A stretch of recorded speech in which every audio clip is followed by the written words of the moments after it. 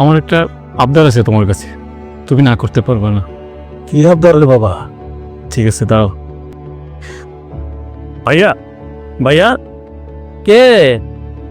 আসসালামু আলাইকুম বড় ভাই। ওয়ালাইকুম আসসালাম। আপনি কেমন আছেন? জি আলহামদুলিল্লাহ ভালো আছি। এই দেখো তো শাড়িটা কেমন হয়েছে। আরে মোস্তফা, তুমি কখন এলে? না ভাবি, এইমাত্রই আসলাম কাকারে দেখার জন্য। ভাইয়া, কাকারে আমার বাসায় নিয়ে যেতে চাচ্ছি। কাকা আমার সাথে ঈদ করবে, আর ঈদের পরে কাকা আমার সাথেই থাকবে। হ্যাঁ হ্যাঁ মোস্তফা, তুমি ঠিকই বলেছো। তোমার সাথে বাবাকে নিয়ে যাও। বাবা এখানে বোবার মতো একা একা বসে থাকে, অথবা লোকও পায় না। আর তোমার ভাই তো সারাদিন অফিসে থাকে, তুমি তোমার সাথে নিয়ে যাও। এই চুপ করো তুমি। আমার বাবা কি তোমার মাথার বোঝা হয়ে গেছে?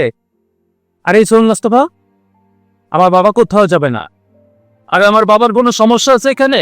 আমার বাবার কোনো সমস্যা নাই।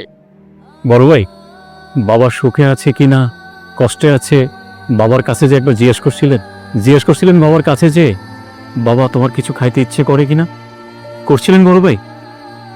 হ্যাঁ, এই যে সামনে একটা ঈদ, এই ঈদ উপলক্ষে আপনি 60,000-70,000 টাকার মার্কেট করছেন নিজের জন্য, নিজের বউয়ের জন্য, শ্বশুরবাড়ির ফ্যামিলির জন্য, কিন্তু নিজের বাবার জন্য এক টুকরো সুতা কেনার টাকা আপনার কাছে ছিল না।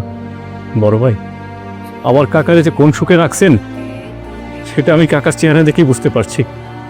কিন্তু দুঃখের বিষয় কি জানেন, আপনি আমার চাচার হলুদজাত সন্তান হয়েও আপনি আমার কাকারে চিনতে পারেন না।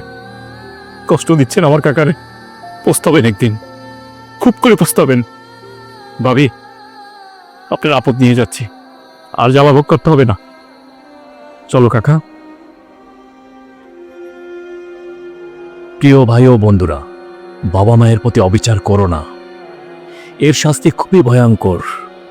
ভিডিওটি ভালো লাগলে শেয়ার করে দিবেন। আসসালামু আলাইকুম।